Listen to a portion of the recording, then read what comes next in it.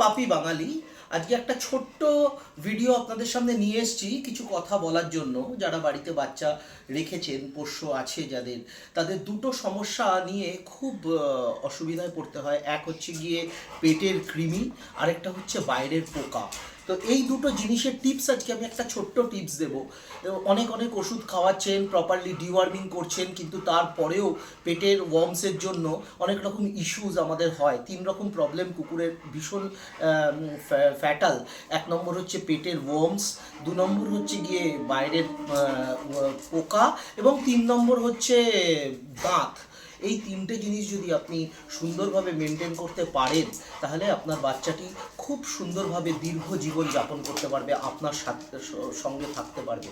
প্রথমে বলি, ডিওয়ার্মিংয়ের জন্য যেটা করুন সেটা হচ্ছে যে খাবারটি ও খাচ্ছে তার সঙ্গে ওকে পামকিন সিড দিন। কুমড়োর যে বীজ, সেই কুমড়োর বীজ ওর খাওয়ার সঙ্গে দিন, যেটা ডিওয়ার্মিং জীবনে আপনাকে আলাদা করে ডিওয়ার্মিং করার প্রয়োজন হবে না যদি আপনি ওই কুমড়োর বীজটা ওর খাবারের সঙ্গে ইন্ট্রোডিউস করেন। এরপরে আসি পোকা। পোকার জন্য বহু দামি দামি ওষুধ আপনারা ইউজ করছেন। নানান রকম কি ওষুধ এখন পাওয়া যায়, 1800-1900 টাকা দাম এক একটা ওষুধের। সেই ওষুধগুলো আপনাদের ডাক্তাররা বলছে, এবং সেই ওষুধটা ইউজ করার পরে পোকা হয়তো একেবারে নির্মূল হয়ে যাচ্ছে, তার গায়ে থাকছে না, কিন্তু আপনারা যেটা দেখবেন কিছু বছরের মধ্যে তাদের কিন্তু কিডনি বা রেনাল প্রবলেম শুরু হয়ে যাচ্ছে।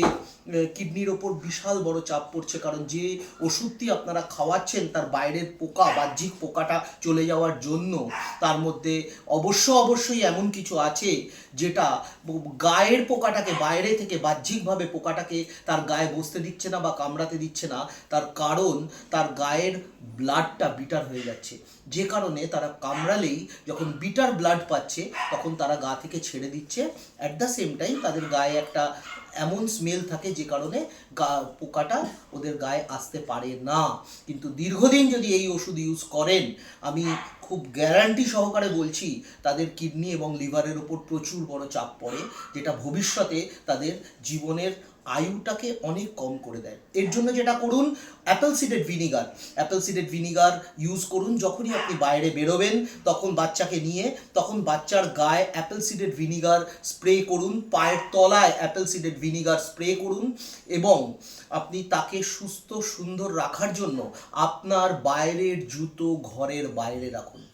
জুতোটি ঘরের ভেতরে ঢোকাবেন না, কারণ তা থেকেই আপনার ঘরে বাইরের পোকা এবং নানান রকম ব্যাকটেরিয়া ঘরের মধ্যে প্রবেশ করে, যেটা ওদের জন্য খুবই খারাপ। 3 নম্বর পয়েন্ট বলে আজকের এই ভিডিওটি আমি শেষ করব। 3 নম্বর হচ্ছে, আপনারা ঘরে ফিনাইল ইউজ করা বন্ধ করুন।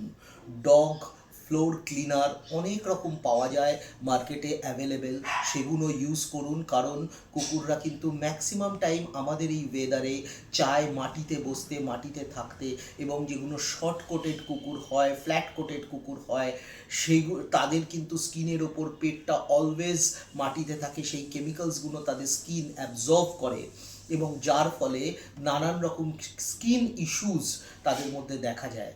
যদি ভালো লেগে থাকে ভিডিওটা, প্রচুর লাইক, শেয়ার অ্যান্ড সাবস্ক্রাইব করুন আমার চ্যানেল পাপি বাঙালি।